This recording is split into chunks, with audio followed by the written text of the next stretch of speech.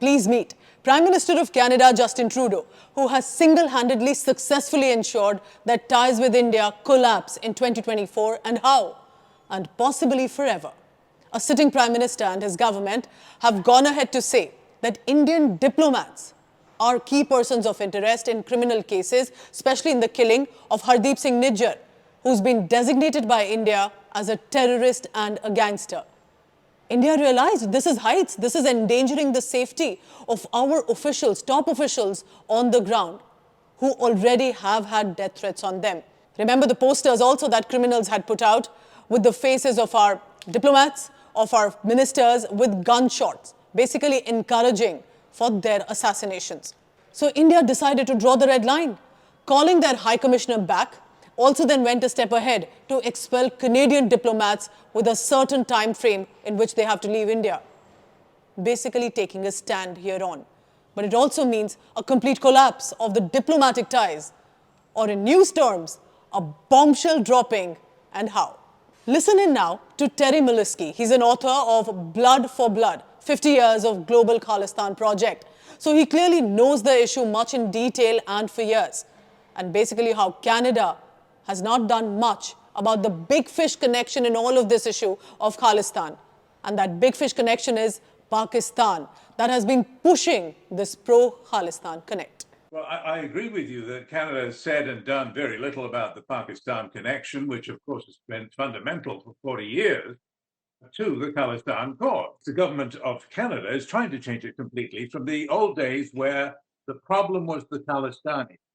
They were violent, they were bad people.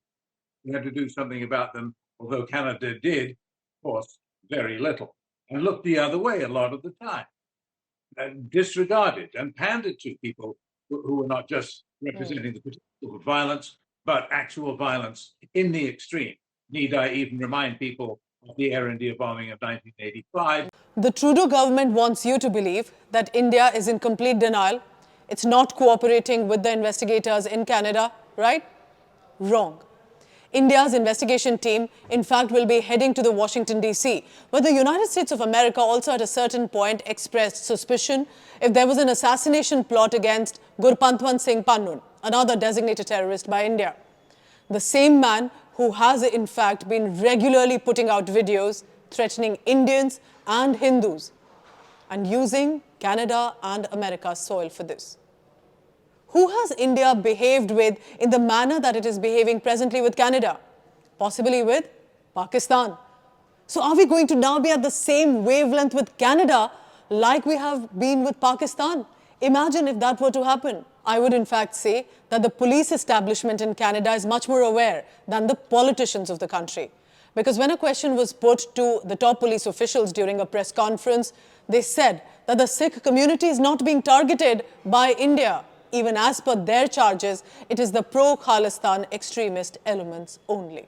So yes, I mean, it is targeting the South Asian community, but what we've seen is there's specific targeting of pro-Khalistan elements in Canada. Will you believe when I tell you that to tackle counter-terror, security cooperation was enhanced with the framework for cooperation between India and Canada on countering terrorism and violent extremism signed in February 2018. The India-Canada Consular Dialogue has been instituted under this also, for which a meeting was done in November 2022.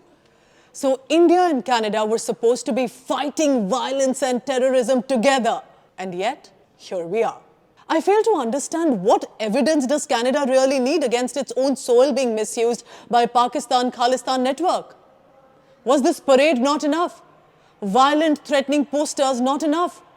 There are clearly gang wars, drug smuggling, arrests that have taken place, and that's not enough. India regularly over decades sending proof of terror activities, and that's not enough either.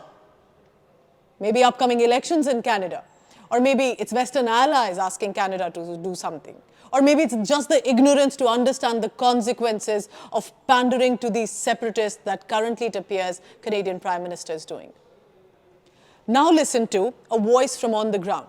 Daniel Boardman is a Canadian journalist, and he says that there's not been the best handling of law and order and foreign policy by the Justin Trudeau government. Our streets are chaos. If you live in a major city, at least once a week, there's a mob roaming through the city. It burns things, it threatens people, Jews specifically. So no one really believes that this is a public safety issue. But yeah, there's going to be consequences for Canada. And I, after watching 10 years of Trudeau, again, this isn't about election meddling and vote bank politics and all that. The election is, he's down more than 20 points. He's underwater. To see him siding with Khalistanis over an ally, it's bizarre behavior for a world leader, but it's not really out of character for Justin Trudeau. Politically and diplomatically, both Prime Minister Narendra Modi and Prime Minister Justin Trudeau have made back and forth visits to each other countries between 2015 to until recently. They were signing agreements, signing memorandum of understanding. In fact, in defense, an MOU between the DRDO and the Canadian Commercial Corporation for Development of Military and Defense-related Technology, Infrastructure and Training was signed in October 2016. It was even renewed in 2021. So there's definitely been cooperation on these grounds, and yet here we are. Finally, let's talk about people. Because the political fallout will bear consequences on the living bridge between the two nations, the Indian diaspora in Canada and the bilateral trade. The bilateral trade between India and Canada stood at about $8.4 billion.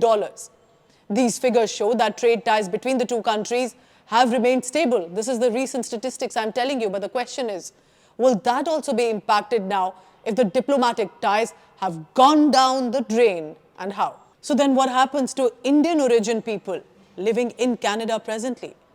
A veteran journalist of Indian origin based in Canada now had this to say about the larger sentiment within the community and if Khalistan issue has widespread support. Because then, what are the concerns on the ground faced by the diaspora?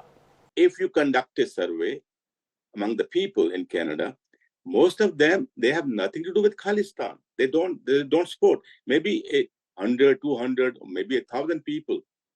They are demanding and holding demonstrations and things like this.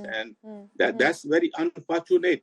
But the problem is not when the Khalistanis or pro-Khalistani elements or extremists hold their demos and against India and Indian embassies and Indian consulate and things like this.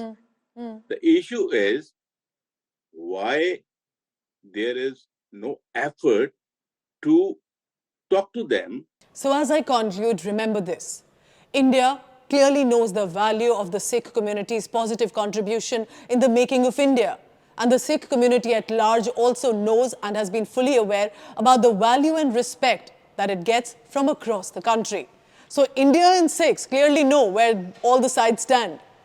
Perhaps Canada would do well to differentiate between an incredible Sikh community at large and a dominant section of extremists indulging in horror in the name of a movement that they are rationalizing.